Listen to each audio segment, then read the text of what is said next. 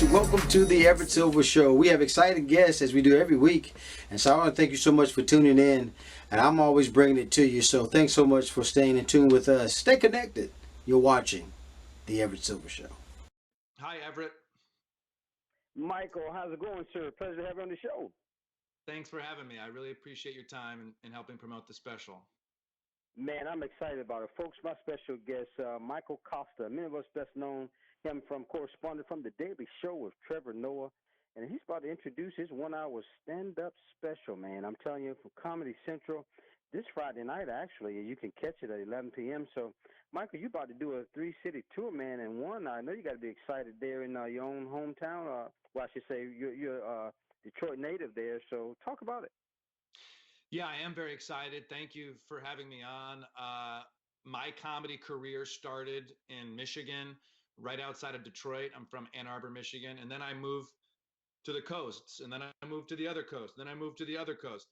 And that's sometimes what comedy does and a life and show business does. And I wanted the viewer of this special to kind of go on that same journey with me. So we start in Detroit at a beautiful theater called the Gem Theater. Lots and lots of people are there. And then within under 10 minutes, I'm on a bike in Manhattan in the cold, going into a basement comedy club. It is gritty, it is dark, it is raw, it is intimate. And I'm taking the viewer on the real journey that a stand-up comic does throughout their career.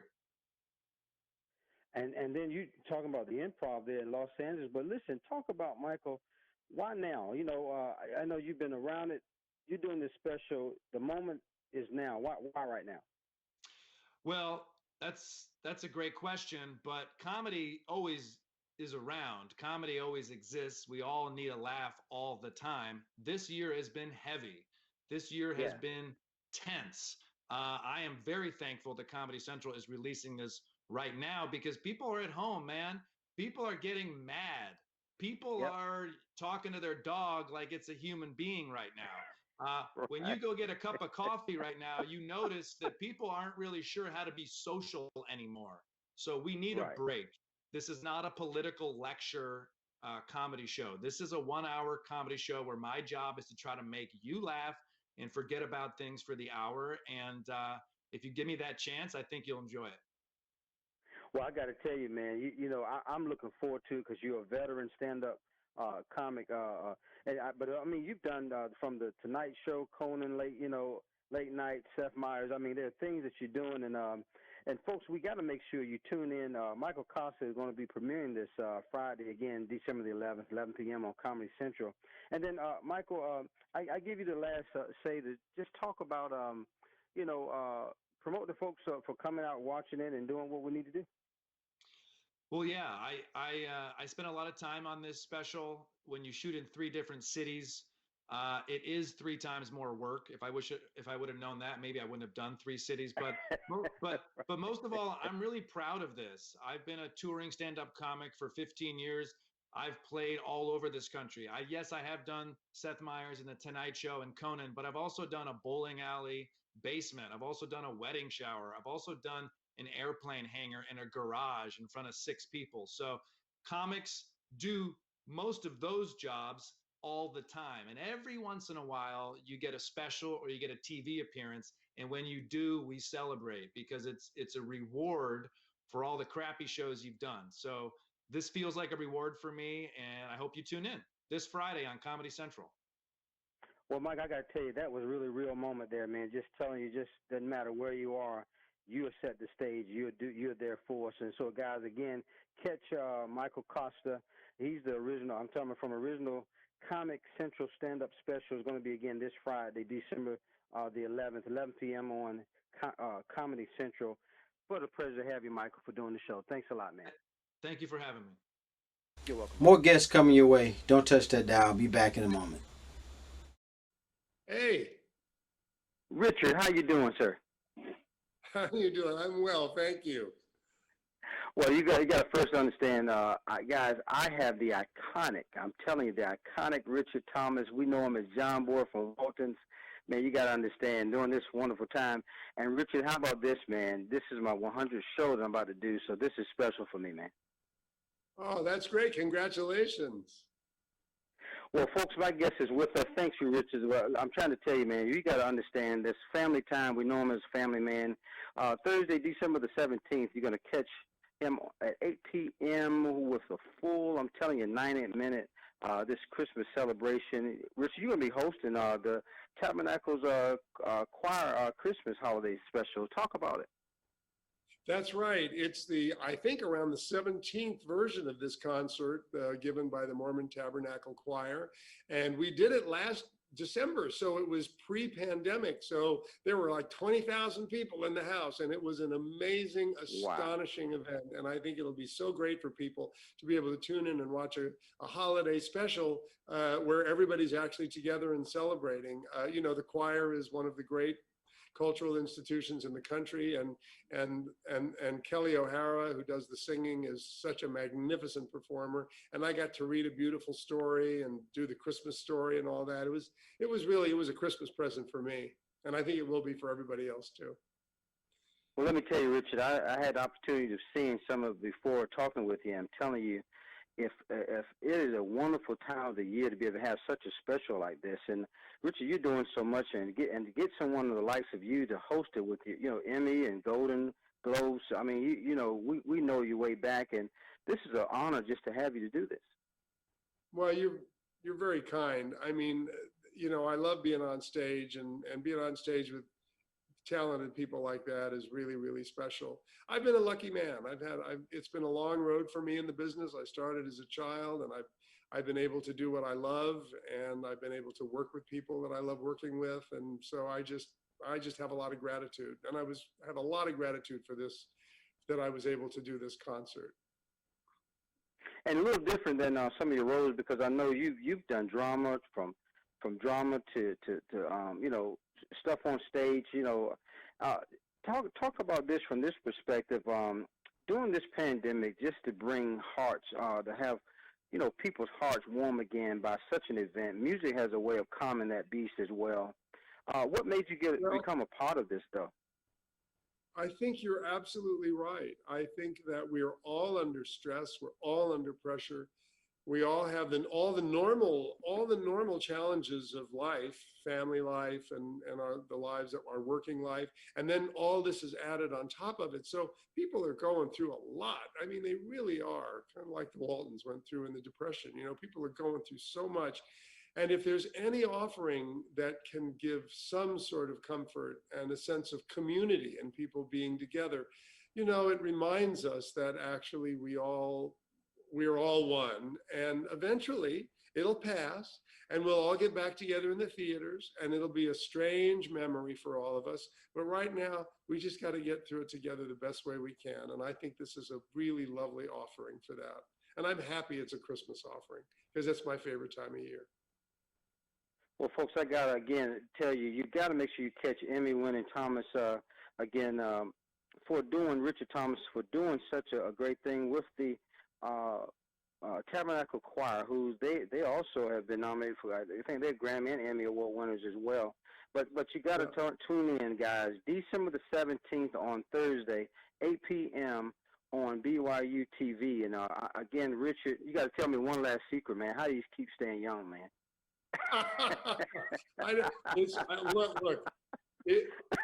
I look in my mirror every morning when I get up, and I don't think it looks as young as you think it looks. But I wanted to say that on the 14th, the PBS is going to air a version of it. And then after it's been aired on both of those, the BYU TV app is going to have it. You can tune in anytime you want. But thanks for the compliment. I really appreciate it. Well, I got to tell you, Richard Thomas, folks, the iconic Richard Thomas. Many of us know him as John Boy from the Waltons. Man, what a pleasure to have you. Great success, and thank you so much for being a part of the show today. Well, it was my pleasure. Thank you. Merry Christmas. Merry Christmas, sir. Bye-bye. More guests coming your way. Don't touch that dial. I'll be back in a moment. Everett. Mariana, thanks for doing the show today. Thank you for having me.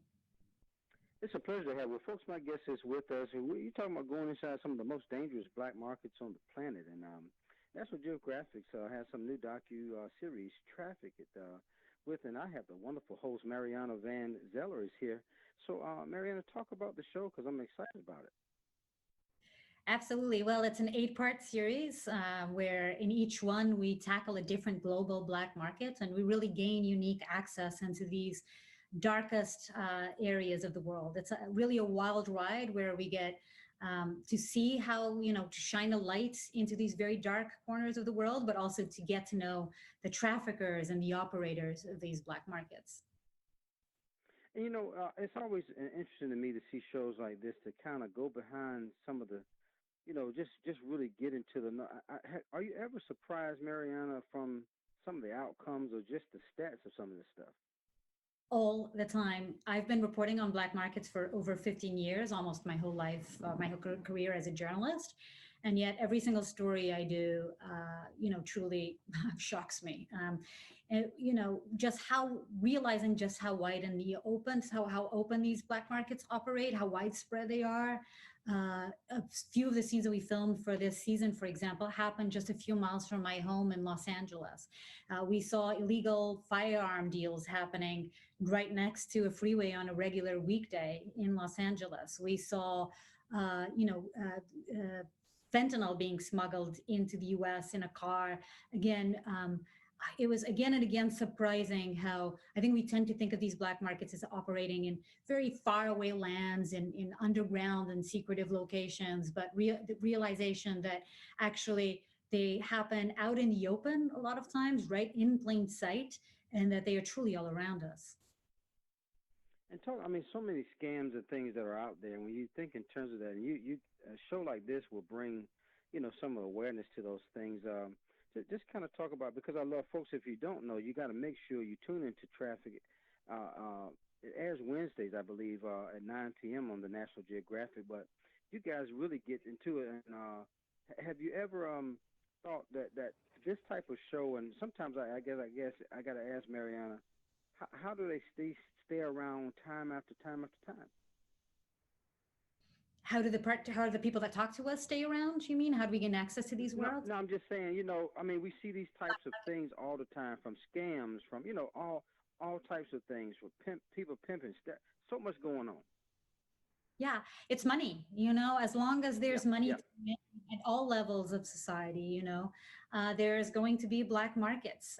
One of the Jamaican scammers that we spent time with, that we interviewed, said a line that I think is the epitome of this world, which is money is the root of all evil. In many cases, it's that money means it's greed. The motivation there is greed. And in other cases, it's just the lack of money and the lack of opportunities that leads people into these worlds. I think that's sometimes sort of the uncomfortable truth. I think we have a hard time empathizing with people that we consider to be the criminals or the outlaws, people that we consider to be so different from us. But, part of the message of the show and what I've gained, the knowledge that I've gained from making this show, was a realization that even when we travel to to the ends and to the fringes of our society, we can still find people that are redeemable and relatable.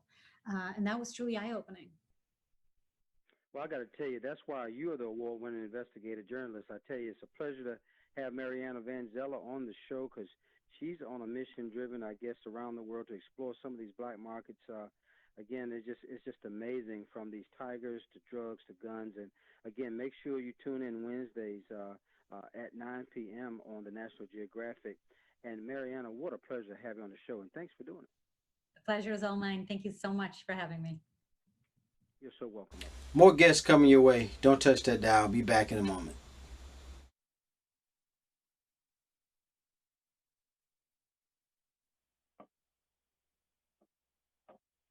Chris, Farug, what's up, man?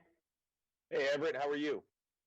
Doing good, man. What's up, Appreciate you guys Everett? doing the show today. What's up, man? Thanks for having us. Folks, Thank you're, you. you're so welcome, man. I got to tell you guys, I'm excited to have you guys. Battle Box is back for all new season. Metal crunching mayhem is about to take place. I got the wonderful privilege of talking to commentator Chris Rose and also ring announcer Farug Tauheed.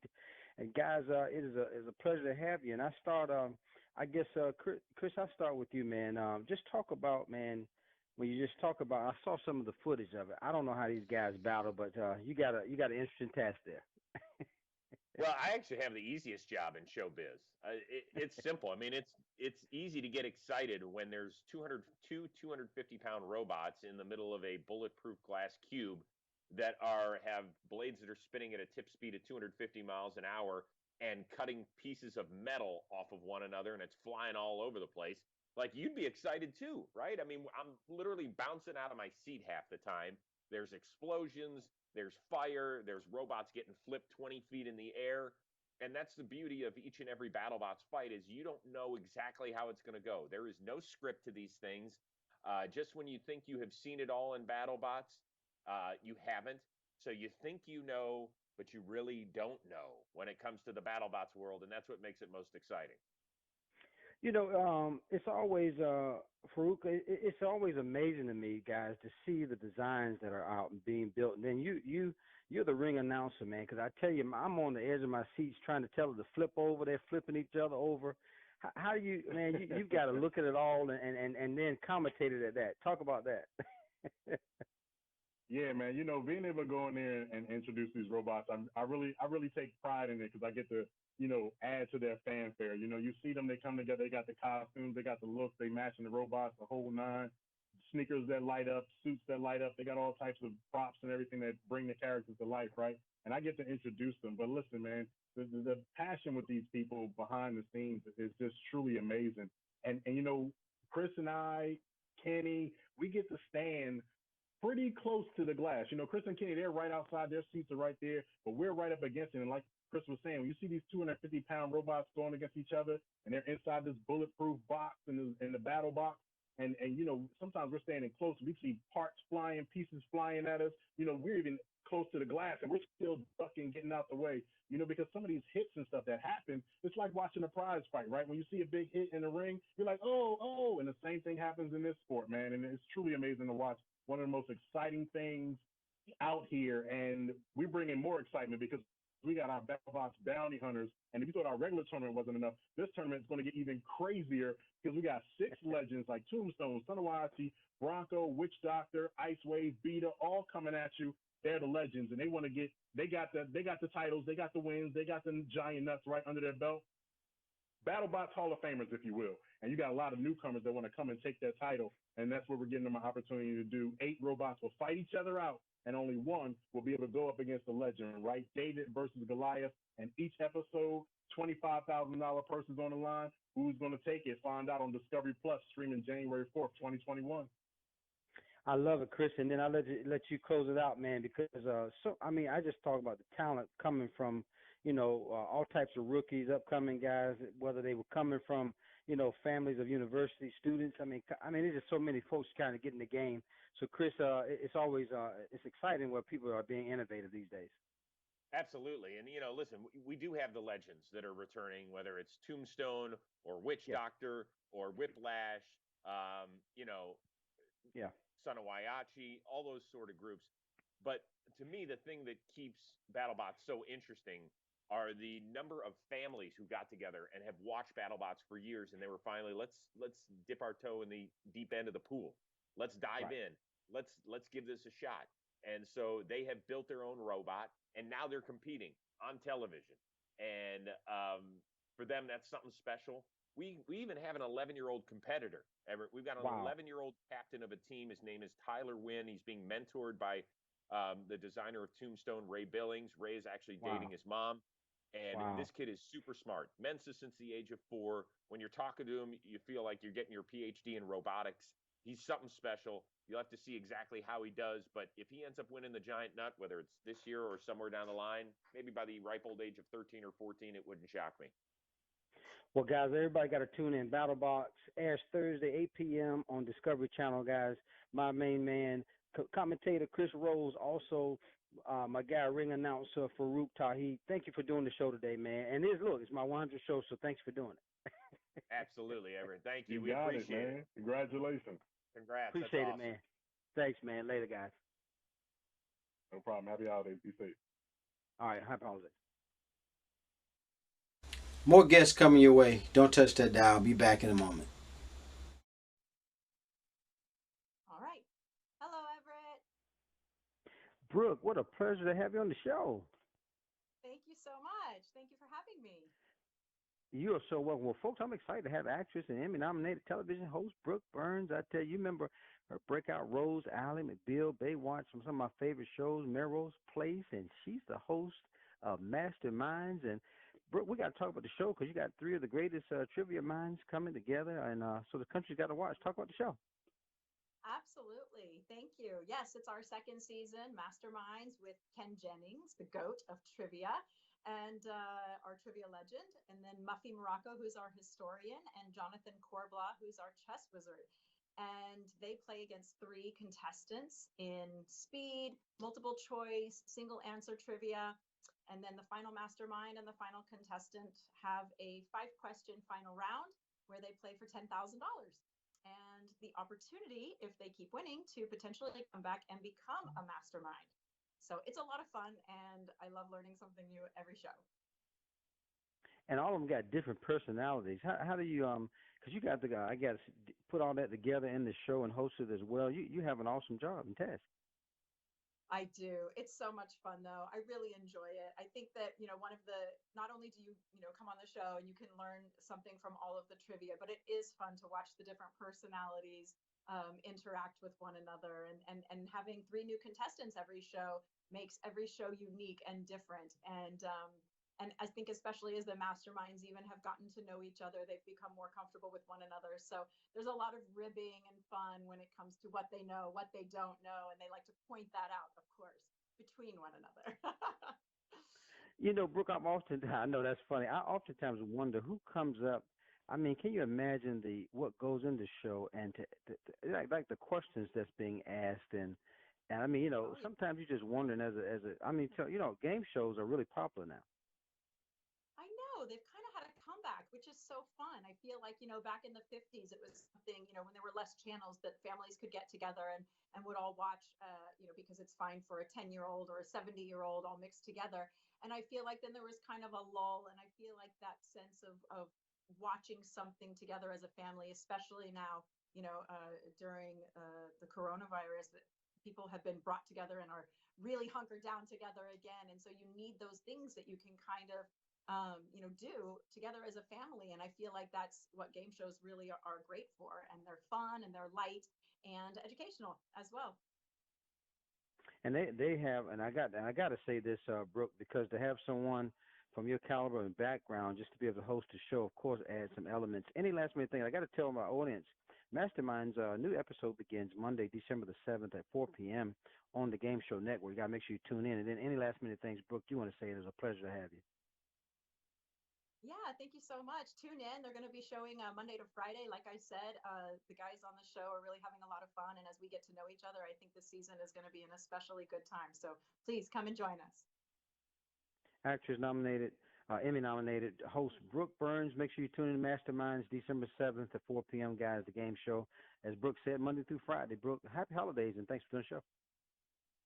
Thank you so much. Happy holidays to you. Bye-bye. Thank you.